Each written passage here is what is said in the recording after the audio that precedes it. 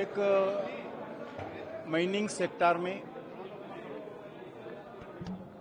जो वर्कर्स का वेलफेयर का दृष्टिकोण से हो, पर्यावरण का दृष्टिकोण से भी हो, एक सस्टेनेबल माइनिंग के लिए भी हो और ग्रीन माइनिंग के लिए भी हो, इस दृष्टिकोण में एक हेल्थी कंपटीशन लाने के लिए आदरणीय प्रधानमंत्री नरेंद्र मोदी जी के आदेश पर एक माइनिंग स्टार रेटिंग का एक कार्यक्रम शुरुआत किया है 10 साल पहले।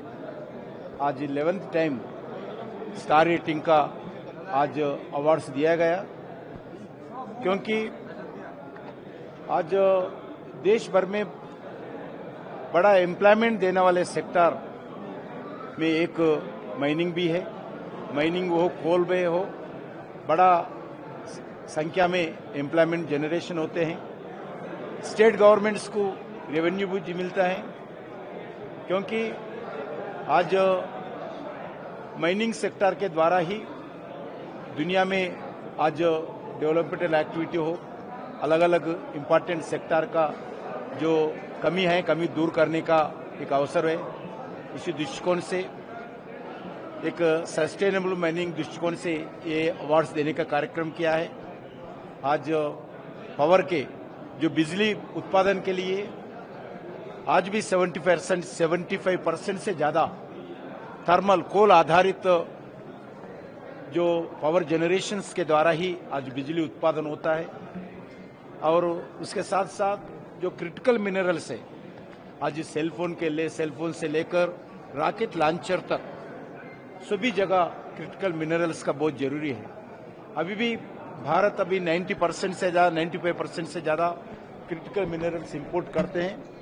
उसको पूर्ति करने के लिए लोकल भारत का make in India critical minerals को डेवलप करने के लिए प्रयास करें।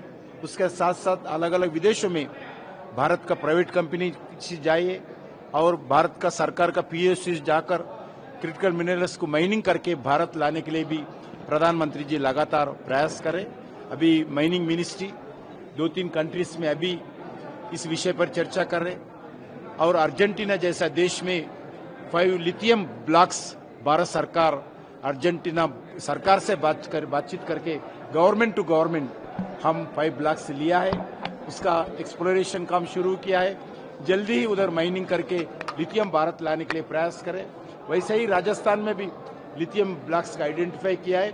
इसी विषय पर भी चर्चा करें, जल्दी से जल्दी उसका पूरा L1 एक्सप्लोरेशन कंप्लीट करके उसका भी ऑक्शन करने का भी निर्णय सरकार लिया है। रेड्डी साहब बिहार के चुनाव चल रहे हैं और चुनाव आयोग वहां पर जिस प्रकार से वोटर लिस्ट का अपडेशन कर रहा है, उसको सवाल उठा लिया। तेजस्वी यादव ने कहा है कि मैं आज माइनिंग के लिए सीमित रहूंगा। आज सर माइनिंग से जुड़ा एक सवाल कि 4 जो मिनरल्स है, माइनर मिनरल्स है, वो आपने भी क्रिटिकल मिनरल में शामिल किया है, जिसमें बेराइट भी है, माइका है, वेल्सफेयर एक्वार्ड।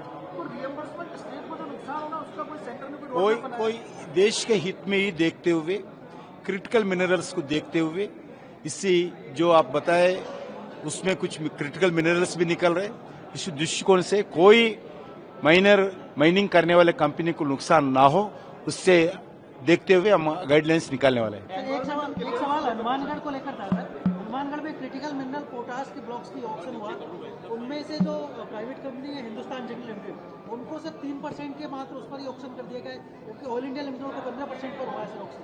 ऐसा जो ओपन एक्शन करते हैं इसमें ट्रांसपेरेंसी के साथ करते हैं। अभी भी स्टडी कर लेना चाहिए। जो हम किसी कंपनी को कौन आ रहे कोई नहीं, पूरा 100% ट्रांसपेरेंसी के साथ काम करते हैं। जो लोग आते हैं उनको मिलेगा। सर ईसी बड़ा मैटर है, बहुत सारी माइंस रुकी हुई है ईसी की वजह से, एनवायरमेंटल क्लियरेंस को लेकर उसको कोई जोड़ना। आज राजस्थान के सरकार से भी बातचीत किया। सुबह मुख्यमंत्री जी घर में मीटिंग हुआ, उसमें भी चर्चा किया है।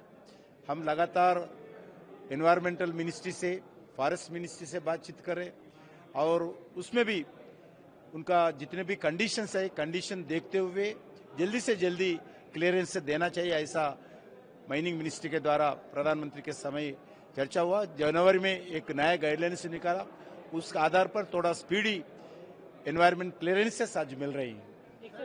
आपने पहली गोल्ड माइन थी सर, वो भी उसमें इंटरनेशनल ऑर्बिटेशन में फंसी हुई है। उसको लेकर के आपकी तरफ से क्या प्रयास होगा? वो अभी इंटरनेशनल आर्बिट्रेशन में है, जितना जल्दी हो सकता है, मगर वो माइंस दो भी माइंस को हम जल्दी एक्शन करने वाला है। आज ही मैं राजस्थान सरकार से बातचीत किया, 2 माइंस जो है आर्बिट्रेशन रहने के बाद भी एक्शन करने के लिए निर्णय किया है।